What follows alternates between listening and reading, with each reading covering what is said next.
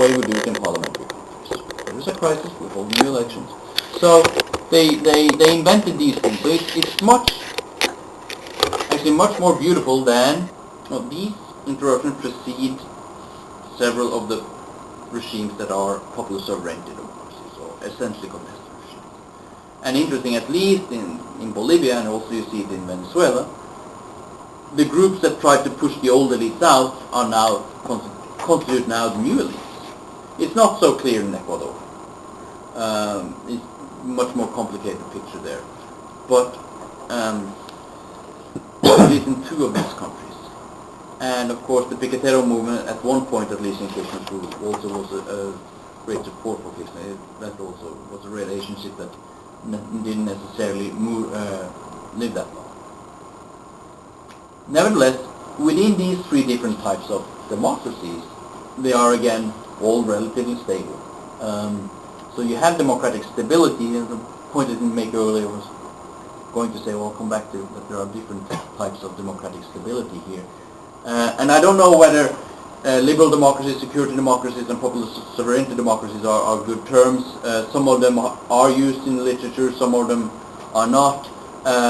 All of them are used in literature, but not necessarily the same way as I think. But these different models can, to some degree, be linked to these interruptions of democracy, of precedents. And the interesting link I find is at least is down in this type of model, because it's in these regimes where presidents have been removed due to policy failure, due to policy crisis, due to gas wars, due to El Caracazo, and so on and so forth, where policies have been contested. So I think there are some links in between the interruptions and what we see in terms of different types of democratic ideals and ideas stabilizing in different countries in Latin America. But I'm still trying to work out what these connections are and what is, if anything, is independent and dependent variables. Some of the links are there at least. I said I'd return now it's almost 7, so I'd said I'd return to the latest trends, Honduras and Ecuador, and more Honduras than Ecuador anyway, because Ecuador was last week. What we see, if we take Ecuador as a case as well, is that there's more military action or more non-civilian action.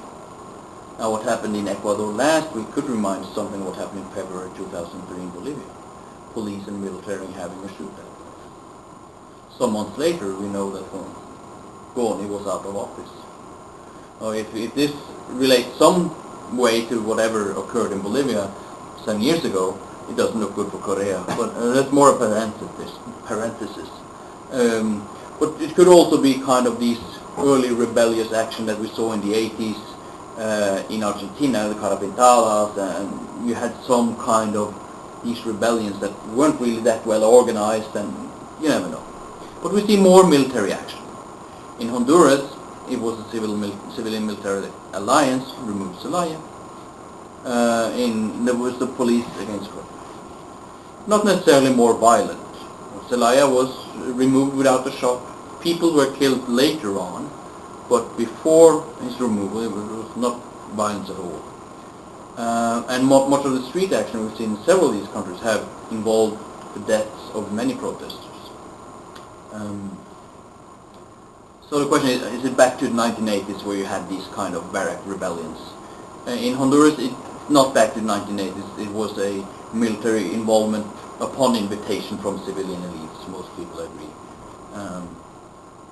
I don't think the military actually wanted to do that, but it was either support Zelaya or go against Zelaya, and they choose a side. There's much less street action than we've seen before. It might be explained that in some of these other countries, new social movements have present-day support in place, but there's much less street action.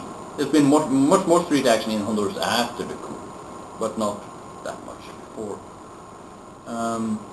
But many of the same factors: policy agreements in Honduras, interinstitutional conflict between President and Congress, and the Supreme Court.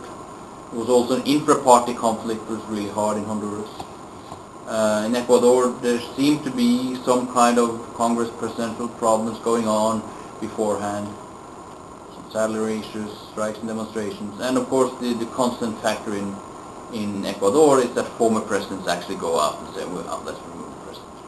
I know accusations have been thrown against Lucio Gutierrez in this case. I'm not sure how real or true those are. But in Ecuador, you've seen it before any of these removals, that former presidents have gone out and said, oh, we need the people's help to remove this guy. You find it in news all the time.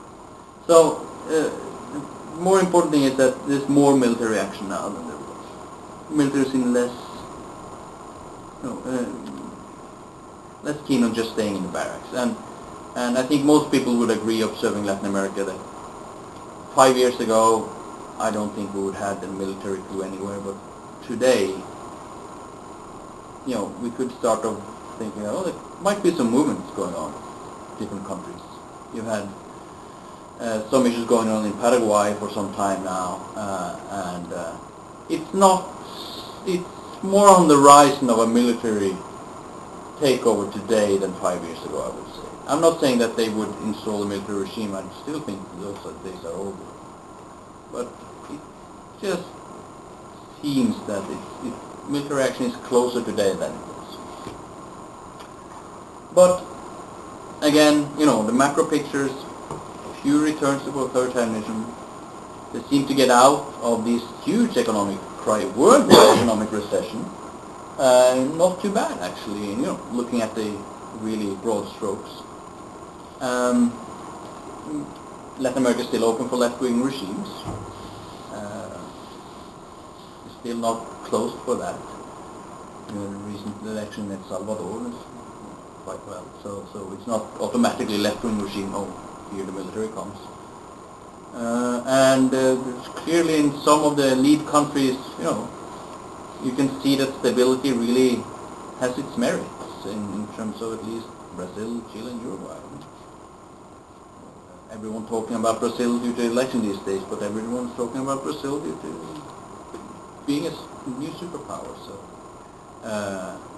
finally, we had this. You remember having this early transition literature from Pravorsky, the double transition. You need people to survive the dip of the double transition, and they're past the dip of the double transition, and they're still surviving. So in that case, it might be possible. But of course, there are many other great perils in different countries. So I think I'll just leave it at that. I think. Great to leave. Thank you. So we will have some time, 10, 20 minutes for discussion, comments, questions to